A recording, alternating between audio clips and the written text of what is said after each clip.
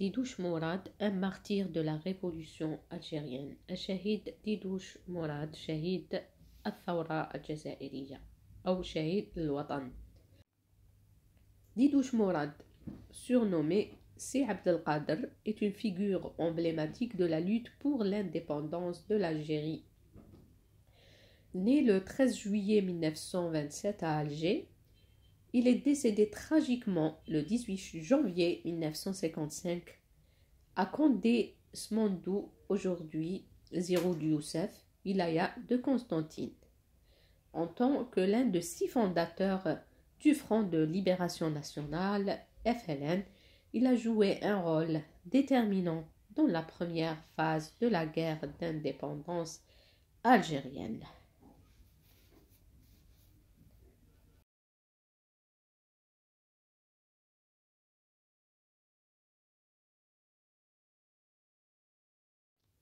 Didouche Morad est issu d'une famille kabyle originaire d'un village dans la wilaya de Tizi Ouzou. Il grandit dans le quartier populaire de la Redoute, aujourd'hui connu sous le nom de Moradia à Alger.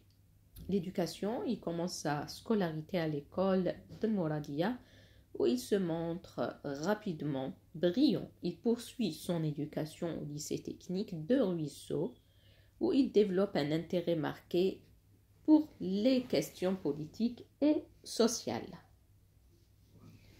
Influencé par le climat de lutte pour les droits des Algériens sous le régime colonial français. Carrière professionnelle et engagement syndical. Après avoir terminé ses études, Didouche Morad trouve un emploi comme cheminot à la gare centrale d'Alger. Ce travail le met en contact avec de nombreux travailleurs et militants, renforçant son engagement politique. En parallèle, il s'implique dans le syndicat CGT, Confédération Générale du Travail, où il devient responsable pour plusieurs quartiers d'Alger. Activités associatives. En 1946, en collaboration avec Debih Chérif, il fonde la troupe de scouts LML pour encourager l'engagement des jeunes dans des activités culturelles et sportives. Il participe également à la création de l'équipe sportive USM d'Alger, favorisant l'esprit d'équipe et des valeurs de solidarité parmi les jeunes.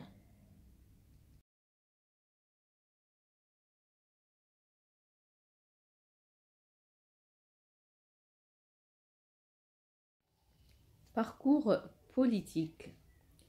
Début de l'engagement politique.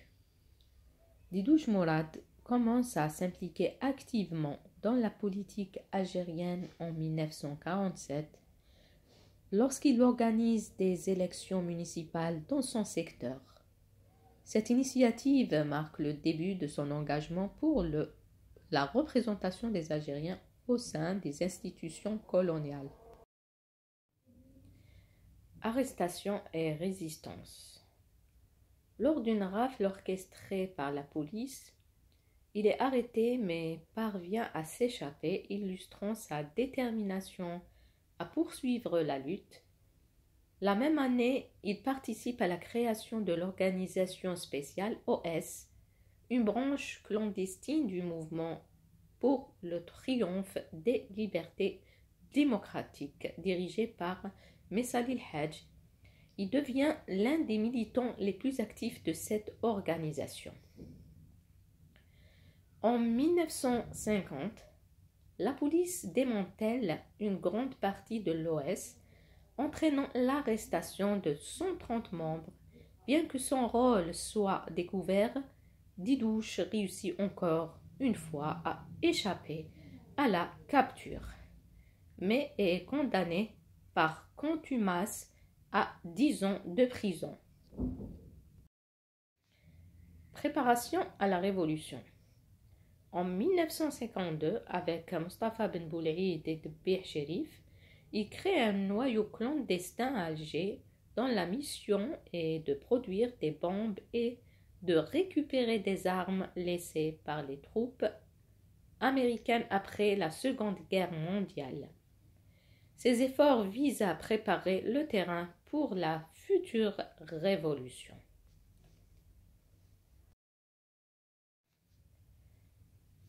Création du CRUA.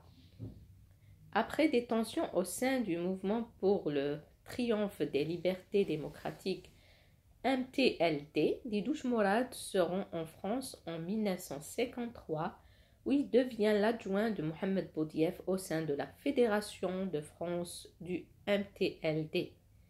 Au début de 1954, lui et Ahmed Mahsès élaborent un projet de parti véritablement révolutionnaire. En mars 1954, avec le retour de Mohamed Boudiaf et de Didouche Morad en Algérie, ils établissent des contacts avec d'anciens membres de l'OS, ce qui conduit à la formation du Comité révolutionnaire d'unité et d'action CRUA. Didouche Morad son rôle au sein du FLN. Lors de la réunion des 22, en juin 1954, qui marque une étape cruciale dans la structuration du FLN, Didouche Morad est désigné comme responsable de la zone 2, constantinois. Cette réunion est déterminante pour la coordination des actions révolutionnaires. Il devient l'un des membres du premier conseil de la Révolution, un groupe composé de 6 leaders qui guidera la lutte pour l'indépendance.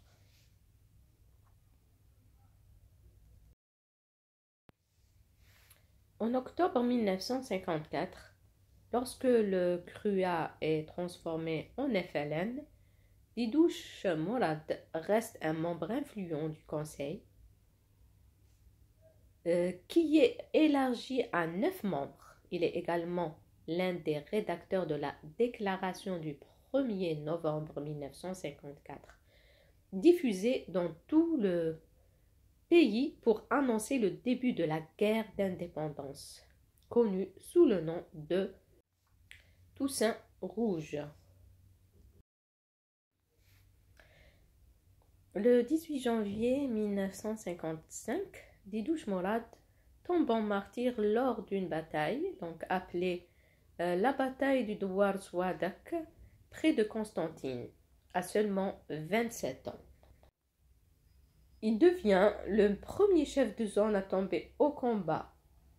Sa disparition est une perte tragique pour le FLN et pour la cause algérienne. Hommage. En reconnaissance de son sacrifice et de son engagement, plusieurs lieux portent son nom. Une commune anciennement appelée Bizot est un grand boulevard à Alger, autrefois rue Michelet. Son quartier natal a été rebaptisé Mouradia après l'indépendance de l'Algérie. Chaque année, des commémorations rendent hommage à sa mémoire, témoignant de l'impact durable de son engagement dans la lutte pour la liberté et l'indépendance de l'Algérie. Il y a aussi une rue à Constantine, je crois, qui porte son nom. Didouche Morad reste une figure inspirante pour les générations futures, symbolisant le courage et le dévouement des Algériens dans leur quête de souveraineté.